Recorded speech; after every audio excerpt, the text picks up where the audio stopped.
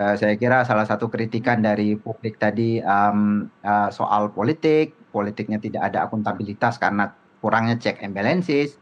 Pada soal penegakan hukum misalnya, publik masih menyaksikan ada semacam bahwa hukum bisa dikompromikan, terutama dalam kasus Jampitsus itu di mana mereka figur yang awalnya ditersangkakan kemudian diserahkan kepada lembaga dari mana figur itu muncul dan kemudian turun jadi tersangka menjadi saksi begitu. Ini semua bisa dibaca oleh publik sebagai bentuk ketidakseriusan pemerintah di dalam upaya aspek penegakan masyarakat. hukum Baik, di bidang Bang ekonomi Saidiman, ditambahkan juga demikian. tadi kata Pak Hariko silakan memberikan kritik yang membangun pemerintah ya. Kalau dari dinamika politik seperti apa hasil surveinya? Iya, saya kira memang saya setuju tadi pandangan Mas Hariko yang melihat bagaimana Presiden Prabowo Subianto memang selalu menyatakan komitmennya untuk menjaga persatuan.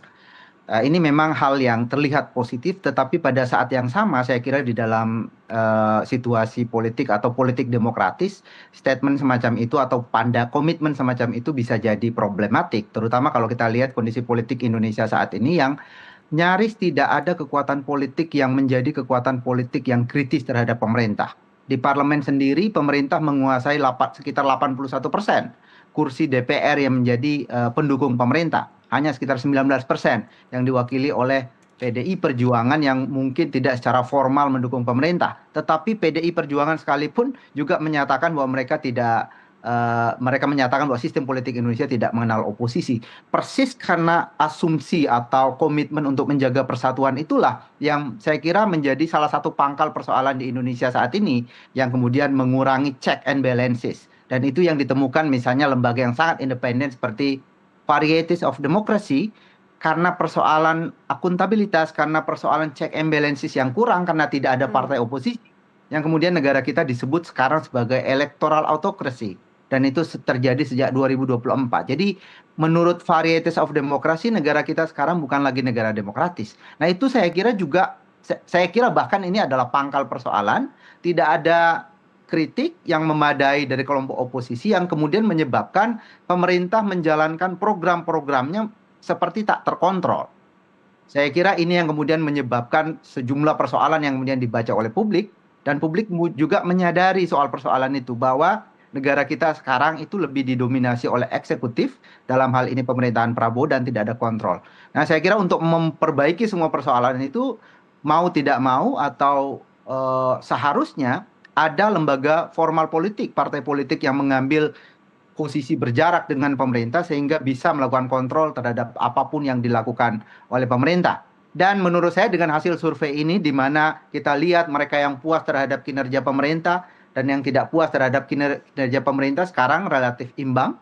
Jadi ada ceruk politik di masyarakat yang cukup besar sekitar 50% yang kritis terhadap pemerintah dan saat ini tidak diwakili oleh partai manapun. Menurut saya survei ini juga bisa menjadi petunjuk ya bagi partai-partai politik untuk ya jangan hanya melihat bahwa keuntungan elektoral kalau dekat dengan Pak Prabowo. Di luar pemerintahan dan melakukan kritik juga ada ceruk politiknya di masyarakat dan semakin membesar. Sekarang jumlahnya sekitar 50-an%. Oke, Pak Hariko, kita masih bahas soal dinamika politik yang terjadi ya dengan tidak adanya check and balances dan tak nampak di parlemen itu tadi itu juga menurunkan kepuasan publik terhadap kinerja presiden di bidang politik itu tadi. Seperti apa tanggapannya? Terima kasih Bang Saidiman. Jadi yang disampaikan oleh Presiden Prabowo, persatuan itu memang kunci dari segala keberhasilan. Itu keyakinan dari Presiden. Mengapa demikian? Karena Presiden tidak lagi melihat helikopter view, tetapi sudah melihatnya lebih atas dari itu. Presiden melihat bahwa seluruh bangsa di dunia ini berlomba-lomba tidak hanya di bidang olahraga, tapi juga di bidang pendidikan, teknologi, militer, dan lain sebagainya. Dan kita sebagai negara yang keempat terbesar di planet bumi ini, sangat majemuk. Kita pulaunya saja sudah hampir 14.000, kemudian sukunya sukunya kalau tidak salah 1.350 suku bangsa, belum berbagai latar belakang agama dan perbedaan lainnya. Makanya penting sekali Presiden Prabowo menyampaikan pesan-pesan persatuan itu, kemudian kewaspadaan agar kita jangan diadu domba sebagai sesama anak bangsa. Mengenai pilihan dari politik dari setiap partai itu adalah kewenangan dari setiap partai, kita tidak bisa mengintervensi itu. Tetapi kalau kita lihat banyak sekali pengawasan-pengawasan dari DPR yang memperbaiki program-program dari pemerintah. Hanya yang membedakan adalah kalau dulu pengawasan dari DPR itu terlihat karena medianya belum sebanyak sekarang. Kalau sekarang dari yang kita lihat dari monitoring kami di Badan Komunikasi Pemerintah, banyak talkshow-talkshow yang seperti ini yang menghadirkan DPR, kemudian memberikan masukan-masukan terhadap kritik-kritik terhadap program makan bergizi gratis, termasuk kritik terhadap program koperasi Desa Kelurahan Merah Putih dalam RDP-RDP itu banyak sekali. Dan memang setiap orang saat ini melihat sesuai dengan tontonannya masing-masing. Kita bukan curiga, tetapi kita bisa mengatakan itu jarang sekali memang masyarakat masyarakat kita yang menonton misalnya rapat dengar pendapat dan lain sebagainya. Bahkan seperti kemarin itu banyak arahan-arahan, 3 arahan terkait dengan perbaikan SDM, dapur segala macam itu kan juga disampaikan oleh DPR. Pak Hariko, jadi hasil survei ini kan merupakan instrumen untuk evaluasi bersama ya. Apakah juga nantinya akan menjadi penentu kebijakan pemerintah ke depan? Ya, pemerintah sangat terbuka ya dengan kritik, saran, dan penelitian dari semua pihak. Kami sangat menghormati, sangat menghargai, apalagi berupa penelitian, riset, baik melalui telepon dan metode-metode lainnya.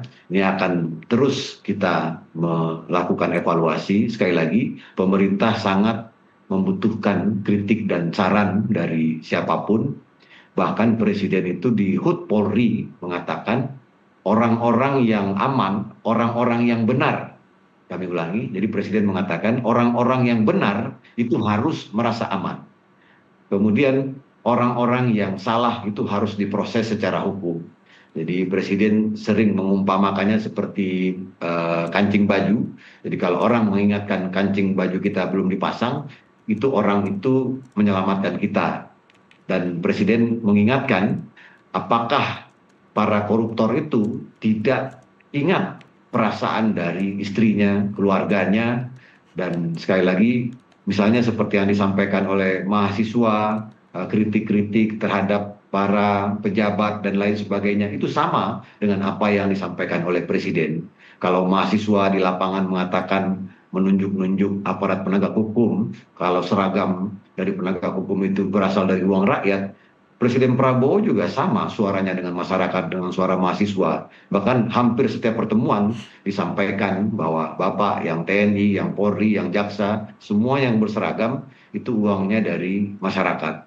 Jadi sekali lagi, terus kami baca lagi, kami pelajari lagi, segala masukan akan sangat bermanfaat untuk perbaikan kita di tahun-tahun berikutnya, termasuk untuk program-program yang strategis. Terima kasih kami aturkan kepada Mas Saidiman Ahmad, kemudian juga Saiful Mujani, Research and Consulting, dan teman-teman yang terus memberikan kritik. Baik, Bang Saidiman, jadi apa pesan utama yang ingin Anda sampaikan melalui hasil survei SMRC ini, dan catatan SMRC, program-program apa saja yang perlu segera berbenah agar tingkat kepuasan publik bisa kembali membaik? Ya, saya kira apa yang kemudian ditunjukkan oleh survei ini, apa yang kami temukan ini ya, pertama ini adalah gambaran yang ada di masyarakat, dan survei semacam ini kami lakukan terus-menerus, bukan hanya kali ini saja.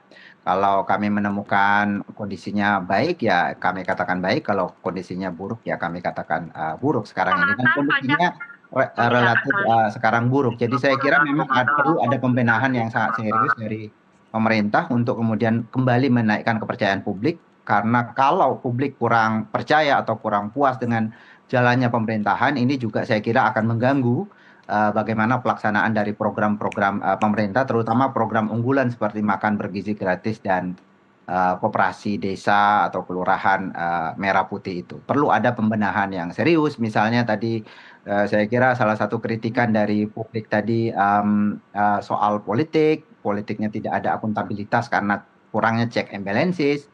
Pada soal penegakan hukum misalnya publik masih menyaksikan ada semacam bahwa hukum bisa dikompromikan, terutama dalam kasus Jampitsus itu di mana mereka figur yang awalnya ditersangkakan kemudian diserahkan kepada lembaga dari mana figur itu muncul dan kemudian turun jadi tersangka menjadi saksi begitu. Ini semua bisa dibaca oleh publik sebagai bentuk ketidakseriusan pemerintah di dalam aspek penegakan hukum. Di bidang ekonomi juga demikian, ada banyak sekali persoalan, ada apa namanya indeks harga saham gabungan kita yang menurut The Economist itu saya kira yang terburuk di dunia, dalam setahun terakhir turun sekitar 30-an%. Juga nilai tukar rupiah juga salah satu yang terburuk, turun sekitar 10% dari awal tahun sampai sekarang gitu. Jadi ada banyak persoalan dan menurut saya salah satu persoalannya adalah kurangnya check and balances tadi, kurangnya kontrol dari kekuatan politik yang cukup besar di luar pemerintahan yang secara serius memberikan masukan kepada pemerintah. Dan juga ini tercermin tadi saya kira ini yang terakhir yang ingin saya katakan bahwa saya kira juga komunikasi presiden sangat problematik di sini, di mana kritikan-kritikan sering dianggap bukan bagian dari upaya untuk memperbaiki keadaan, tetapi sering dianggap sebagai musuh, sebagai antek asing lah, londo ireng Ya, lah, atau kan dipersilakan ke luar negeri. Menurut saya bahasa-bahasa semacam itu tidak bisa dikatakan oleh seorang presiden. Karena yang melakukan kritik itu adalah publik juga, bagian dari negara ini. Saya kira demikian. baik. Tapi Bang Saidiman masih optimisme ya angkanya masih bisa kembali naik jika pemerintah terus melakukan perbaikan? Singkat saja. Ya, saya percaya kalau pemerintah secara sungguh-sungguh melakukan perbaikan, saya kira publik juga bisa menerima. Salah satu pesan dari survei ini adalah bahwa publik kita sangat kritis sekarang. Baik. Walaupun kebanyakan memilih Pak Presiden Prabowo, tapi mereka bisa Ya, mengemukakan kritiknya melalui tadi perasaannya baik. mengenai kondisi makro dan Baik. kinerja Presiden. Publik sangat kritis dan semoga ini bisa menjadi masukan bagi pemerintah ke depan. Terima kasih Bang Saidiman Ahmad, peneliti SMRC, dan Pak Hariko Satria, tenaga ahli utama Bakong, telah bergabung di kesempatan NTV Dialog Prime kali ini. Selamat beraktivitas kembali. Terima kasih, Terima Bang kasih banyak, Saidiman. Nela. Terima kasih. Pemirsa, dinamika persepsi masyarakat adalah hal yang wajar dalam sistem demokrasi, apalagi di tengah transisi serta eksekusi berbagai kebijakan strategis nasional.